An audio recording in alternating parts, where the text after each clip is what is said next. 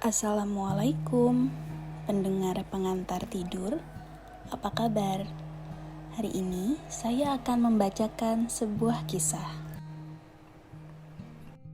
Kisah Abu Lahab. Ia punya segalanya tapi tak bermanfaat untuknya. Paman Nabi SAW yang hidup di masa kerasulan ada 4 orang.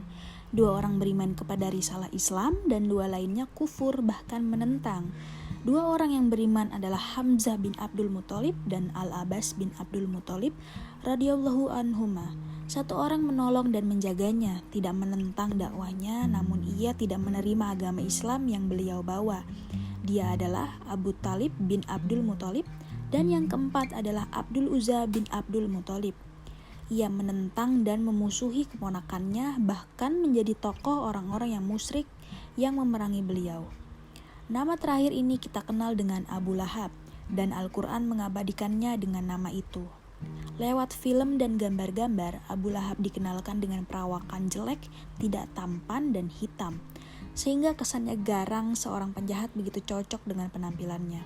Namun, sejarawan meriwayatkan bahwa Abu Lahab adalah sosok yang sangat putih kulitnya. Seorang laki-laki tampan dan sangat cerah wajahnya, demikianlah orang-orang jahiliyah mengenalnya. Pelajaran bagi kita, Abu Lahab memiliki nasab yang mulia, seorang Quraisy, paman dari manusia terbaik dan Rasul yang paling utama, Muhammad SAW. Memiliki kedudukan di tengah kaumnya, memiliki paras yang rupawan, namun semuanya tidak ada artinya tanpa keimanan. Allah Subhanahu wa Ta'ala hinakan dia dengan mencatatnya sebagai seorang yang celaka dan dibaca oleh manusia hingga hari kiamat dalam surat Al-Masad. Sementara Bilal bin Rabah, seorang budak hitam, tidak pula tampan dan jauh dari kedudukan serta kemapanan, namun Allah Subhanahu wa Ta'ala muliakan dengan keimanan. Oleh karena itu, janganlah tertipu dengan keadaan. Rasulullah SAW bersabda, sesungguhnya Allah tidak melihat pada bentuk rupa dan harta kalian, akan tetapi Allah hanyalah melihat pada hati dan amalan kalian. Hadis riwayat Muslim nomor 2564. Kunyah dari Abdul Uzza bin Abdul Muthalib adalah Abu Lahab. Lahab artinya api, karena Abdul Uzza ketika marah, ronah wajahnya berubah menjadi merah layaknya api. Dengan kunyahnya inilah Al-Quran menyebutnya bukan dengan nama aslinya. Alasannya, pertama, karena Al-Quran tidak menyebutkan nama dengan unsur penghambaan kepada selain Allah, namanya adalah Abdul Uzza yang berarti hambanya Uzza. Uzza adalah berhala musyrikin Mekah. Kedua, orang-orang lebih mengenalnya dengan kunyahnya dibanding namanya. Ketiga, Imam Al-Qurtubi rahimahullah menyatakan dalam tafsirnya bahwa nama asli itu lebih mulia dari kunyah.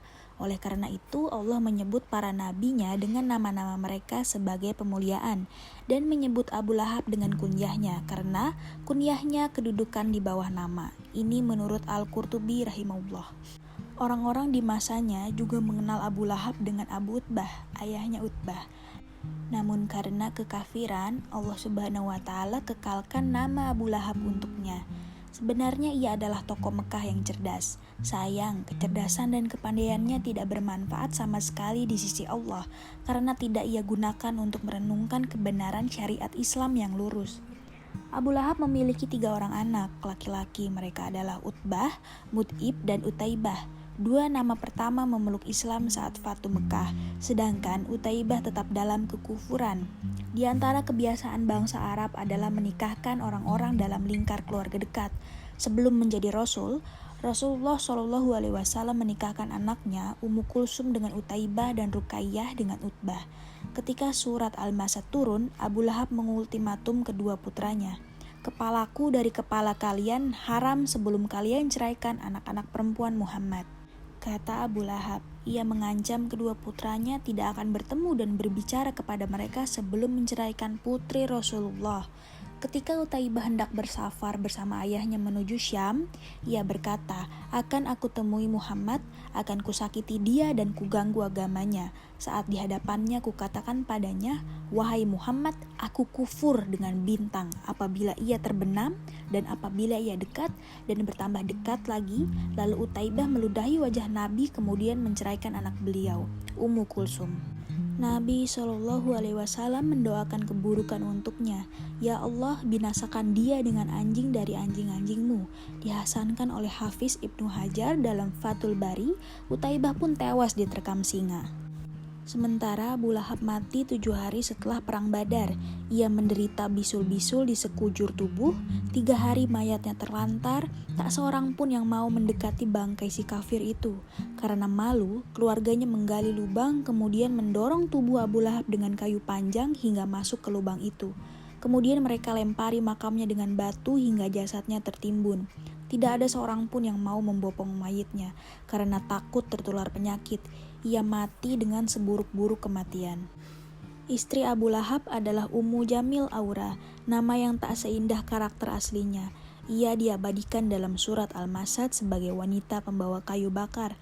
Perlakuannya amat buruk terhadap Rasulullah Shallallahu Alaihi Wasallam. Ia taruh kayu dan tumbuhan berduri di jalan yang biasa dilewati Rasulullah di malam hari agar Nabi tersakiti. Ia tak kalah buruk dengan suaminya. Ummu Jamil adalah wanita yang suka mengadu domba dan menyulut api permusuhan di tengah masyarakat. Ia memiliki kalung mahal dari permata. Demi Allat dan Al-Uzza akan kuinfakkan kalung ini untuk memusuhi Muhammad, katanya. Allah Subhanahu wa Ta'ala gantikan kalung indah itu dengan tali dari api jahanam untuk mengikat lehernya di neraka.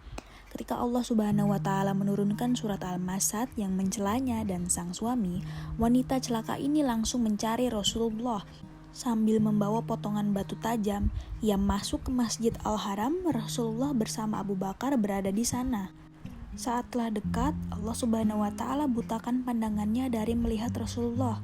Ia hanya melihat Abu Bakar, tak ada Muhammad di sampingnya. Wahai Abu Bakar, aku mendengar temanmu itu mengejekku dan suamiku. Demi Allah, kalau aku menjumpainya akan aku pukul wajahnya dengan batu ini. Cercanya penuh emosi. Kemudian ia bersyair, orang tercela kami tentang urusan kami mengabaikannya, dan agamanya kami tidak suka. Ia ganti nama Muhammad yang terpuji dengan Muzamzam yang tercela. Kemudian ia pergi. Abu Bakar bertanya heran, wahai Rasulullah, tidakkah engkau mengira dia melihatmu? Dia tidak melihatku, Allah telah menutupi pandangannya dariku, jawab Rasulullah Shallallahu Alaihi Wasallam. Pelajaran yang bisa kita ambil dari kisah singkat ini adalah Abu Lahab memiliki segalanya. Ia menyandang nasab mulia, bangsawan dari kalangan Bani Hashim, terpandang dan memiliki kedudukan di tengah kaumnya, paman manusia terbaik sepanjang masa. Berwajah tampan, seorang yang cerdas dan pandai memutuskan masalah.